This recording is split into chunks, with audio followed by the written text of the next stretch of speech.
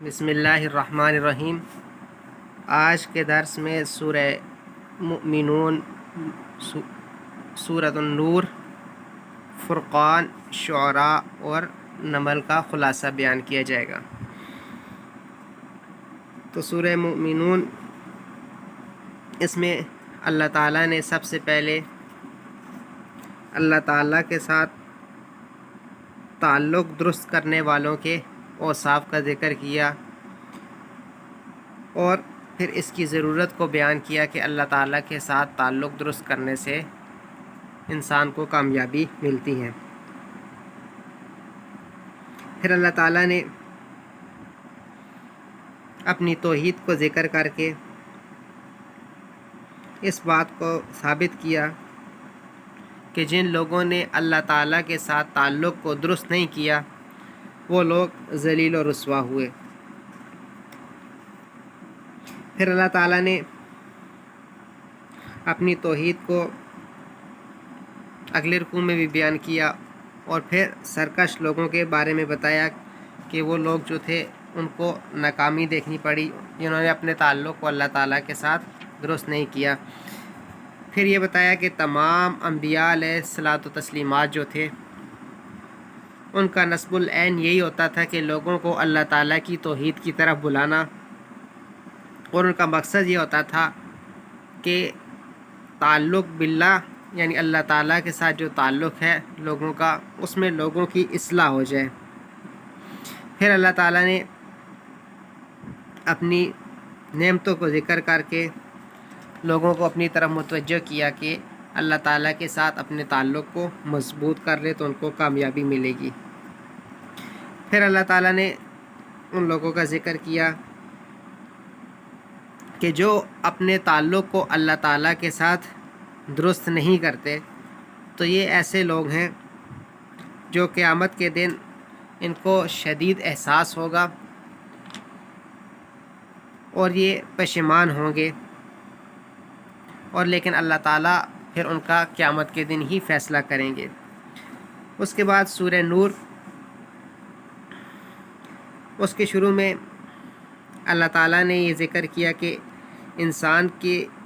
جب بد اخلاقی ظاہر ہو جائے تو اس کے بعد اس کی سزا کے اندر رعایت بالکل نہ کی جائے، اور جو بد اخلاق قسم کے لوگ ہیں تاکہ وہ جماعت شرفاء جو نیک لوگ ہیں ان سے علیحدہ ہوں۔ اور یہ بھی تذکرہ کیا کہ ثبوت جرم میں پوری تحقیق کرنی چاہیے، تحقیق کے بغیر کسی کے اوپر تہمت نہ لگانے دیں، اگر کوئی کسی پہ تہمت لگائے تو اس کو شرعی سزا دینی چاہیے۔ پھر اس کے بعد عفق کے واقعے کو بیان کیا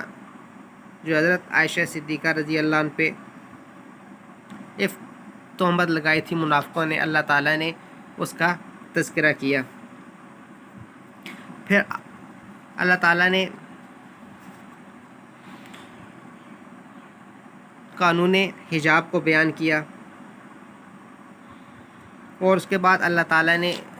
تمثیل نور الہی کو بیان کیا،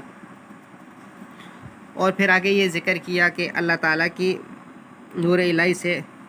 یعنی فائدہ اٹھانے والے کون لوگ ہوتے ہیں، اور جو لوگ اللہ تعالیٰ کے نور الہی سے یعنی اللہ تعالیٰ کے جو بھیجی ہوئی کتاب ہے، اللہ تعالیٰ کے احکامات ان کے اوپر عمل کرتے ہیں تو اللہ تعالیٰ کی ذات ان کو پھر زمین کے اندر اپنی خلافت عطا کرتی ہے، لیکن شرط یہ ہے کہ وہ اللہ تعالیٰ کے احکامات کے اوپر کامل کاربند ہوں گے۔ پھر آگے اللہ تعالیٰ نے یہ ذکر کیا ہے کہ قانون الہی کا جو اللہ تعالیٰ نے فیصلے عطا کیے ہیں ان کا غلط استعمال نہ ہونے پائے، کیونکہ یہ قانون حجاب جو تھا یہ تحفظ اخلاق کے لیے ہوتا ہے، اور جہاں کہیں بھی بد اخلاقی کا شائبہ ہوتا ہے تو وہاں پہ انسان کو احتیاط کرنی ضروری ہے۔ پھر آخر میں حضور اقدس صلی اللہ علیہ وسلم جو کہ داعی نور حق ہیں ان کے بارے میں اللہ تعالیٰ نے حکم دیا کہ آپ صلی اللہ علیہ وسلم کی کامل اطاعت کی جائے، اور ان کے ساتھ حسن صحبت کی اللہ تعالیٰ نے تلقین کی۔ اس کے بعد سورہ فرقان، اس میں اللہ تعالیٰ نے 3 مسائل کو سیر فہرست بیان کیا۔ سب سے پہلے توحید کا ذکر کیا، پھر اللہ تعالیٰ نے اپنی کتاب مقدس کا ذکر کیا، اور پھر مسئلہ رسالت کو اللہ تعالیٰ نے بیان کیا۔ پھر اس کے بعد اللہ تعالیٰ نے بقیہ مسائل جو تھے کتاب اللہ کے ان کو بیان کیا، اور پھر یہ بتایا کہ اللہ تعالیٰ کی جو کتاب ہے اسی کے ساتھ جو مسائل ہیں ان کو حل کیا جائے۔ پھر آخر میں اللہ تعالیٰ نے عباد الرحمن جو اللہ تعالیٰ کے نیک بندے ہیں ان کے کچھ اوصاف بیان کیے کہ وہ لوگ کیسے ہوتے ہیں، اللہ تعالیٰ کے احکامات کے اوپر کیسے عمل کرنے والے ہوتے ہیں۔ پھر اس کے بعد سورہ شعراء، اس میں اللہ تعالیٰ نے سب سے پہلے مخالفین کے قرآن کے اوپر نہ ایمان لانے سے آپ صلی اللہ علیہ وسلم کو تسلی دی کہ آپ اس سے غم نہ کریں، اگر ہم چاہیں تو ان کی گردنیں فوراً خم کر دیں۔ یعنی یہ تکذیب جو کر رہے ہیں، یہ جس چیز کو یہ جھٹلا رہے ہیں، تو اس کے متعلق اللہ تعالیٰ نے پھر چند قوموں کے واقعات بیان کیے، جس طرح کہ اللہ تعالیٰ نے موسیٰ علیہ السلام کی قوم کا تذکرہ کیا کہ ان لوگوں نے کیا کیا، انہوں نے بھی اللہ تعالیٰ کے احکامات سے روگردانی کی۔ پھر فرعون کا بتایا کہ موسیٰ علیہ السلام نے جب اس کو دعوت دی تو فرعون جو تھا وہ حق بات کو تسلیم نہ کرتا تھا، بلکہ وہ اس نے اعراض ہی کیا، اور بلکہ وہ ایسا تھا، اعراض کیا کرتا، اس نے اپنی خدائی کا دعویٰ منوانے کی پوری کوشش کی۔ پھر اس کے بعد ابراہیم علیہ السلام کی قوم کا ذکر ہے کہ جو مشرک تھی اور اجرام فلکیہ میں سے بعض چیزوں کو خدا ٹھہراتی تھی۔ پھر اللہ تعالیٰ نے اس کے بعد نوح علیہ السلام کی قوم کا ذکر کیا، پھر ہود علیہ السلام کی قوم کا ذکر کیا، پھر صالح علیہ السلام کی قوم کا ذکر کیا، پھر لوط علیہ السلام کی قوم کا ذکر کیا۔ اس کے بعد اللہ تعالیٰ نے قوم شعیب کا ذکر کیا۔ تو ان تمام کے ذکر کے کرنے کے بعد اللہ تعالیٰ نے آخر میں یہ بتایا کہ جو مخالفین قرآن جو ہیں، جو یعنی یہ لوگ یہ قرآن کو نہ ماننے والے ہیں، اگر یہ آپ صلی اللہ علیہ وسلم کی دعوت کو تسلیم نہیں کریں گے، یعنی اس قرآن کو تسلیم نہیں کریں گے، تو اللہ تعالیٰ نے جس طرح کی پہلی قوموں کو تباہ و برباد کیا،